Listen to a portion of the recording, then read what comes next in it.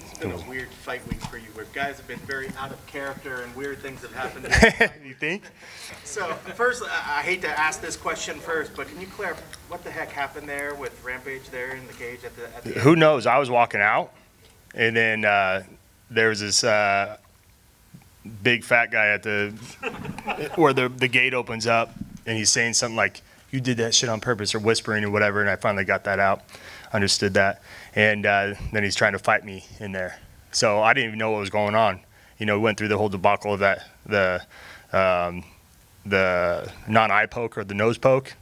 Got a video too here in my pocket, but then he just comes at me and he starts saying "fuck you," all that kind of stuff, and so it is what it is, So walked back into the middle of the cage and said, "Let's go then," And then he got held back by my dad, I think, and that was it. I mean, you beat Rampage a long time ago. Do you have Yeah, I think I said that too. I was like, "You want it again?" Obviously, it'd be at super heavyweight. Yeah. You decided to revisit that fight at all? Sure, why not? It'd be easier than the Kongo fight. I don't know. Those dudes they come over and they push me at the weigh-ins, and his coach is saying, "Oh, it's just promotion, all this kind of stuff," and then then they do that shit in the cage. We just fought. He comes in like I did that on purpose. I went up, I was beating his ass, and I did that on purpose so I can get out of there. No, I was 2 minutes away from finishing him, and he took the easy way out. And he knew it. I felt him. I felt him start dwindling, and that was his shot. I have a video here. I'll show it to you guys. I poked him in the nose, and he goes like this, in his eye. So, it's unfortunate that that happened at all. Yeah. So since there now is some heat, if Bellator came back and said, "Do you have any interest in running that one back?" What would you say to that? Yeah, sure.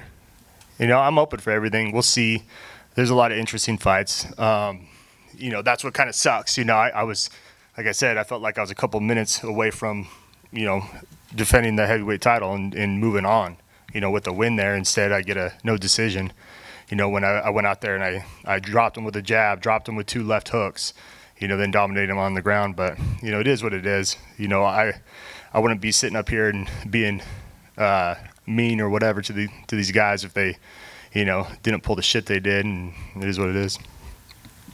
I know it probably is up to your decision. Would you want to go back down to light heavyweight for your next one, or are you going to stay at this weight and go for the heavyweight? There was talks about going down to light heavyweight, but there's a lot of fights coming up, barring what happens in those. And so, man, I'm happy wherever. I feel like I owe it to the light heavyweight division to go defend that title, definitely. But I'm having a lot of fun up at heavyweight. But at the same time, I want to keep both titles, and obviously that has to be defended. I've done everything Bellator's asked of me. It's not like I'm picking and choosing myself. So they tell me where to go, and I go. I'm sure this fight week's kind of left a weird taste in your mouth. So do you want to rush and get another fight back in just to get past this, or do you want to take some time off and then? Yeah, I don't know. I mean, part of me was like, all right, let's go next week or whatever. But, at the same time, we put in a tough training camp. It's a 5-round heavyweight title defense. And then, if I'm going back down to light heavyweight, I need a little bit of time. But, yeah, it sucks. I've worked my ass off. It's been a long time since January when I beat Fedor, won the Grand Prix, and then been working that whole time, put in a great camp. And then to have it happen like that, and I think – then they're accusing me and this and that of being on purpose, and just being in the locker room and having people text me, seeing the replay on social media, is bullshit. During the fight, you caught Kongo with a big left, which kind of looked like the one that you hit Fedor with. Did you think during the fight it's going to happen again, or the same way, or does that? I try not to think of it. It's a weapon in my arsenal for sure. I go out there and I can set it up, and it's hard to see. I hit him with it once, and so went to it again a little later. But the first punch I threw, the jab, kind of rocked him a little bit, So I felt like I was just getting the better of him everywhere, standing. Every punch I threw pretty much wobbled him a little bit. So I don't know. It just sucks, that felt like he took that the win away from me, and I'll have to go back and really played in slow motion, you know, and if there was an eye poke there, you know, sucks. I'm sorry, it was not intentional. But looking at that video, you know, that I've seen, it was a poke in the nose, and then he went for his eye. And I'll show you right now. Let's gather around. Okay, right here.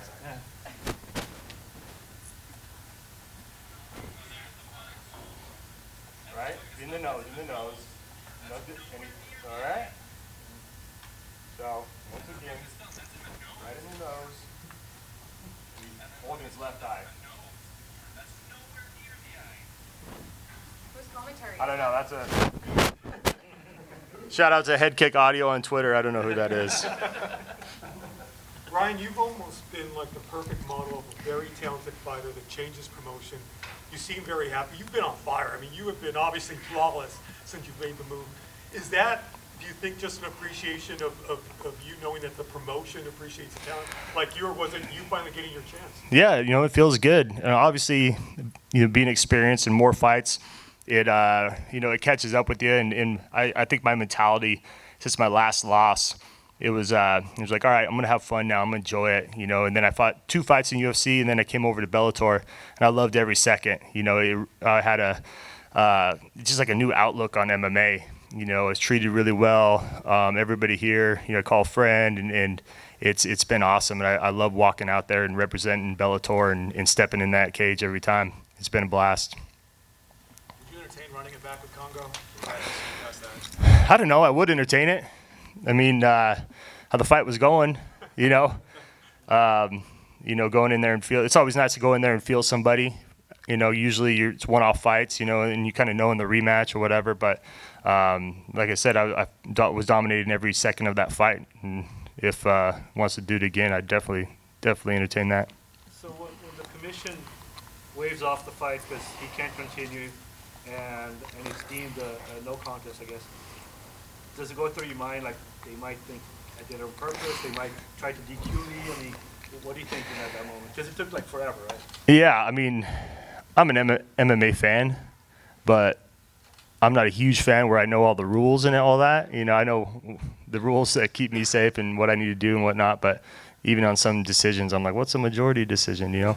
But so I had no idea. So I went up and asked the ref. I'm like, what is that? It's a no contest? And then what happens, you know? And then I asked Scott, you know, because that would have been some bullshit if, you know, if we go look back at the tape and there's absolutely nothing, and then, you know, I get stripped of the belt, you know, for that. So, like I said, we might go look back and there was something. Who knows? And if so be it, you know, then it is what it is. And, you know, sorry for the unintentional eye poke. But, you know, there's you take your 5 minutes and go from there.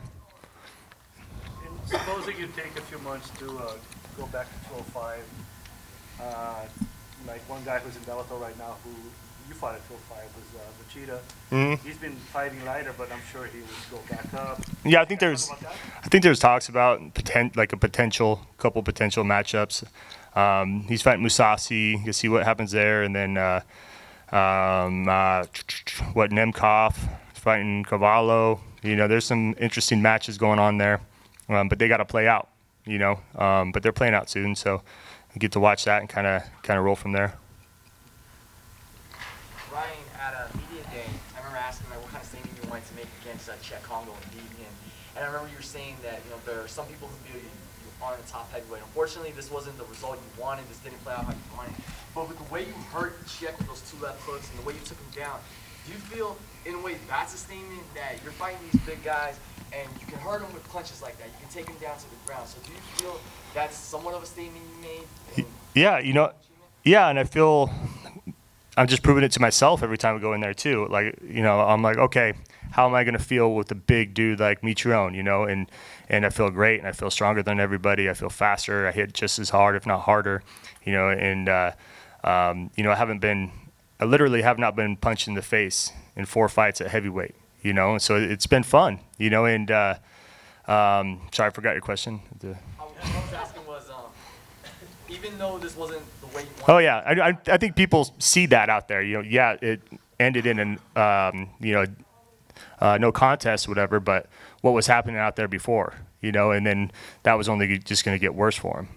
And then if I may also ask Ryan, with all the success you've had in Bellator, does it seem a little surreal to you how fast you've achieved so much, you know, from going in the first fight, winning the light heavyweight title, successfully defending it, and then, you know, having such a successful and impactful run in the heavyweight Grand Prix?